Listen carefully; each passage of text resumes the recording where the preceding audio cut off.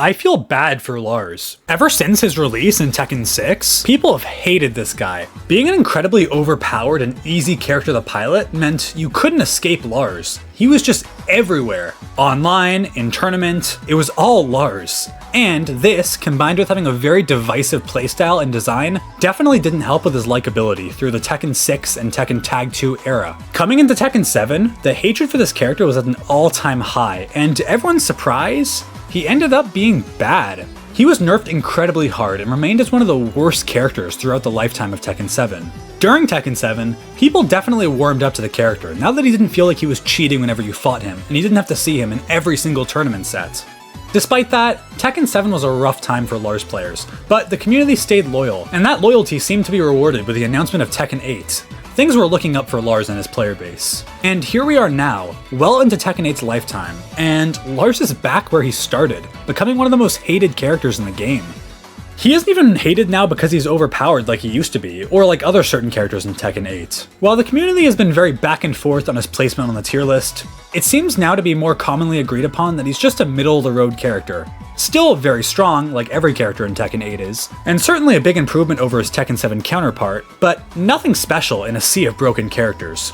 He's also seen virtually zero tournament representation, which is super surprising to be honest. So if Lars is decidedly not overpowered, or unfair to play against, then why does he get so much hate these days? I decided to figure it out, and after extensive research, and jumping back and forth for hours, I think I figured it out. So let's talk about it. The nature of Lars' design is the first issue here. He's a stance-based pressure and whiff punish character with a ton of weird strings. This already makes people dislike the character, but a lot of his moves have been pretty significantly buffed in this game, making them very hard to deal with. In Tekken 7, the way you beat Lars was pretty simple. Sidestep him because he had awful tracking, and don't duck because he has awful lows. Pretty simple. Even if you didn't take the time to extensively lab out the character, you could still find some level of success against him if you applied these basic counterplay tips. Here in Tekken 8, this stuff doesn't apply, or at least not nearly as much as it did before. He's been given an insane amount of tracking on moves that previously had almost none, and a couple of great new lows, like his new Hell Sweep extension, or his new low out of his new stance that does like 30 damage in heat. This stuff is important, not only because it makes him a way better character, but it also makes the character more of a matchup check. It feels like in this game, there's not a ton of generic counterplay for fighting him. You really just have to lab him to learn what all of his strings and stance entry options are. And we've established previously in the series that people really do not like to lab. Once you do lab, however, you discover that the vast majority of his options are very gimmicky and fake. This is probably the reason why no one in pro play is playing this guy. The gimmicks just don't work against the best players in the world. But against the average Tekken player, aka 99.9% of the community, yeah, this character is very annoying to fight.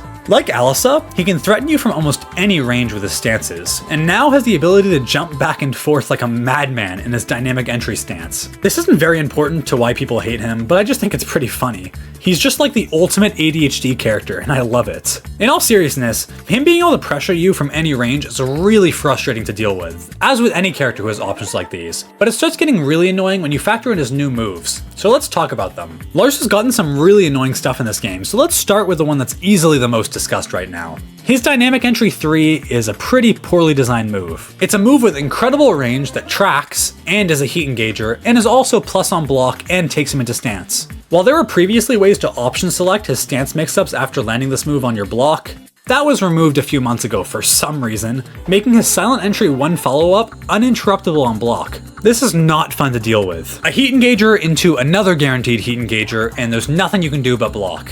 But then, he starts mixing in his 2 option, which is a low, dealing good damage, crushing highs, and is a counter hit launcher. These 2 moves allow him to force a 50-50 situation from pretty much anywhere. Now before the Lars mains start commenting, I know it's not technically a true 50-50, as there are 3 frames you can work with to fuzzy the low option, but this is ridiculously hard, and no average player is going to be able to do this. Even very strong players are going to struggle to do this unless there's a perfect connection.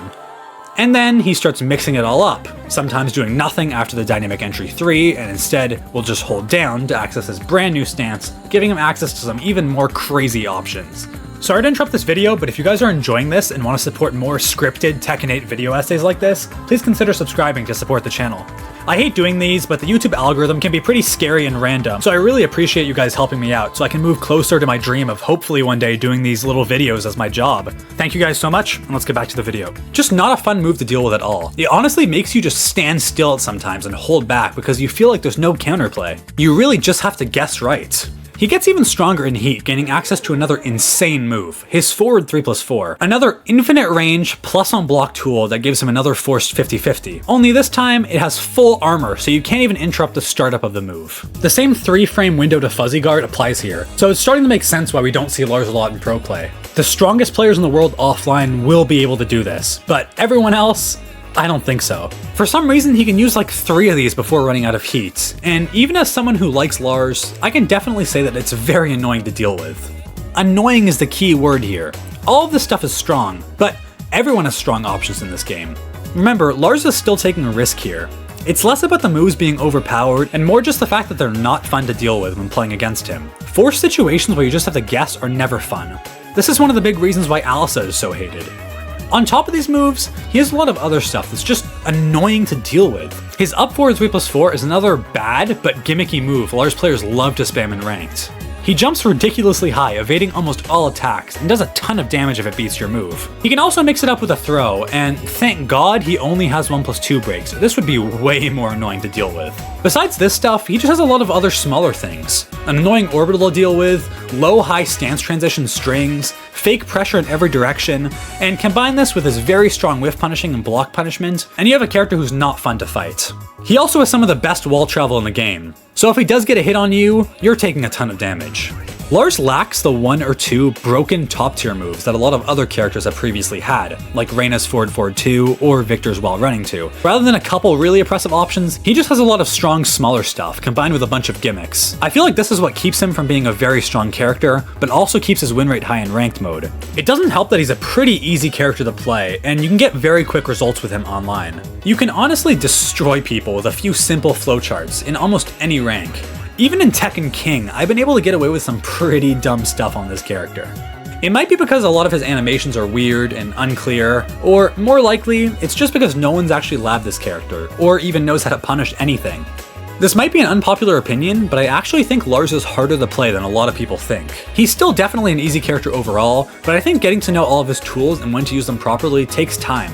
I wouldn't say he's nearly as easy to pick up and play compared to other characters like Alyssa and Victor, for example. It's just that he can get away with so much online. So yeah, while I definitely understand the hate, I can't help but feel bad for this guy. He's been hated for being broken, forgotten because he's a low tier, and now hated again for being annoying. He just can't get a break.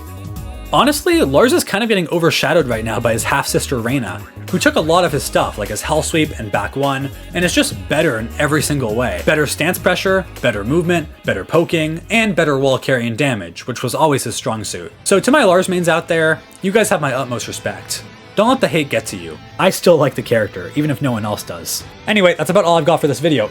Let me know in the comments what you guys think about Lars, and also which character you want to see me cover next. I'll be down there discussing stuff with you guys as always. If you guys enjoyed, make sure to like and subscribe to support scripted Tekken content. And as always, I want to give a quick shout out to my Patreon patrons and YouTube members. Thank you guys so much. Your support is a really big help. If you guys are interested, you can support me for as little as $2 a month on either Patreon or YouTube memberships and get access to a ton of stuff like shoutouts at the end of each video, a custom role in my Discord server, exclusive updates, first to 5s whenever I go live, and you'll soon be able to get early videos.